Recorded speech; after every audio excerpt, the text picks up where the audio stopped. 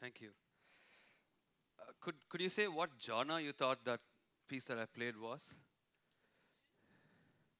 Fusion is a generic term which is used a lot.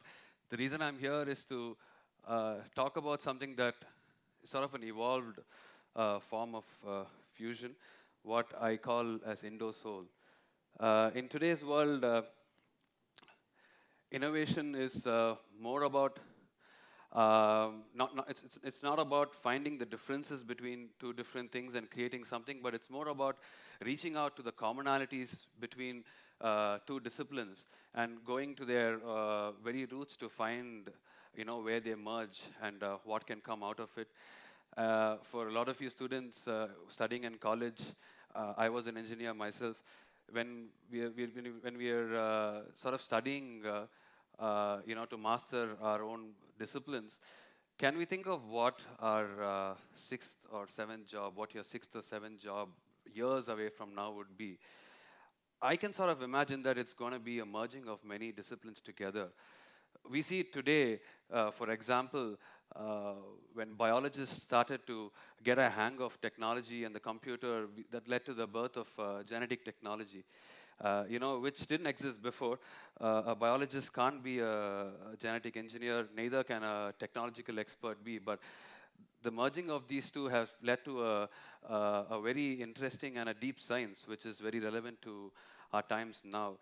And when I sort of apply this analogy to music, I think IndoSoul is sort of the Indian perspective along with the global perspective. And this is the merging of different disciplines of music with Indian music as the constant, but while it marries different world styles like pop, rock, jazz, or African folk music or American folk music. Before I go into talking more about the IndoSoul, I would like to introduce my vehicle to express the instrument of my choice, which is the electric violin. The electric violin is a little different from the acoustic violin in the sense that it's amplified, and it works much better when I'm playing with, say, a very loud rock drummer, as I do with my band. The acoustic violin isn't heard so much. The electric violin sort of tends to cut through, even the loudest drummer on stage and sort of reaches the audience.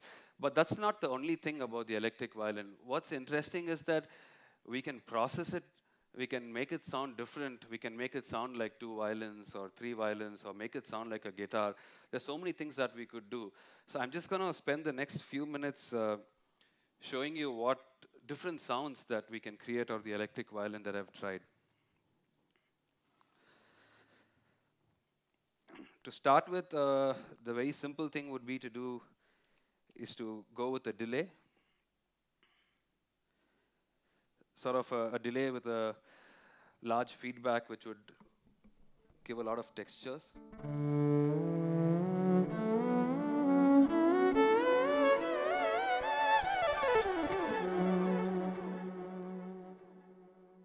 So that's the delay.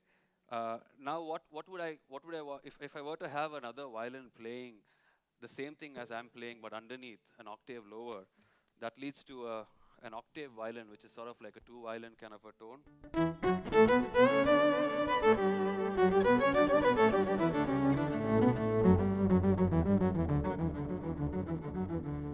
That's 2 violins against that's the clean violin. This is the. Now, if I wanted the violin to sound like say an organ.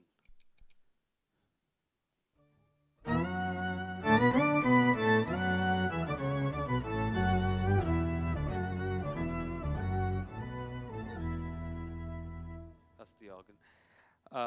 What I'm excited about now is that I just bought a new violin 3-4 days ago.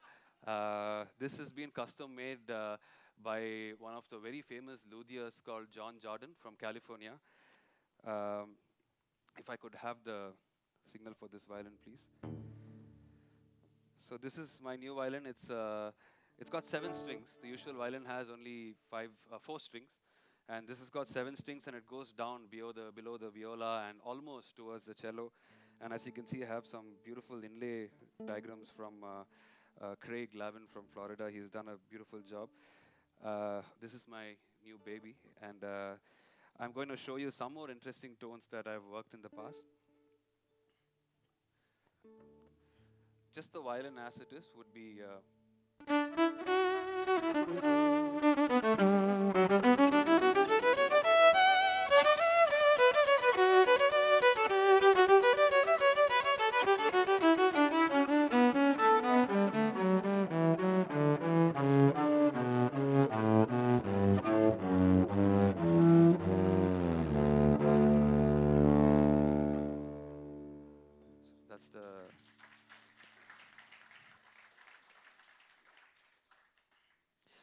If I want to have a layer of violins underneath this, say if I were to play something like an Arabian kind of a melody.